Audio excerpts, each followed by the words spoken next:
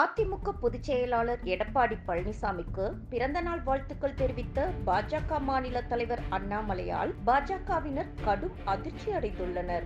அதிமுகவும் பாஜகவும் கூட்டணியில் இருந்த நிலையில் பாஜக மாநில தலைவர் அதிமுக தலைவர்களான முன்னாள் முதலமைச்சர்கள் ஜெயலலிதா மற்றும் எம்ஜிஆர் குறித்து அவதூறாக பேசியதாக கூட்டணியில் இருந்து அதிமுகவினர் விலகினர். இதனால் மக்களவைத் தேர்தலில் இருவரும் நேருக்கு நேர் போட்டியிட்டு இருந்தனர்.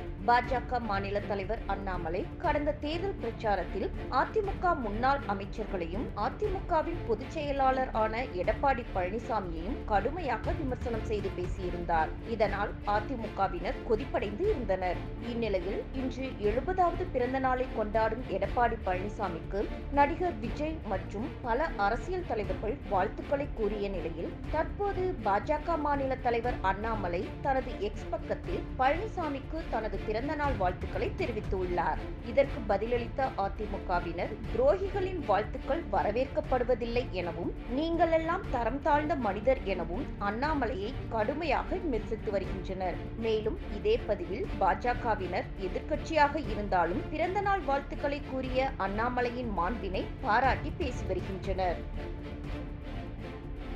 செய்திகளை உள்ளது உள்ளபடி தெரிந்து கொள்ள ரெஃப்ளெக்ட் நியூஸை சப்ஸ்கிரைப் பண்ணுங்க.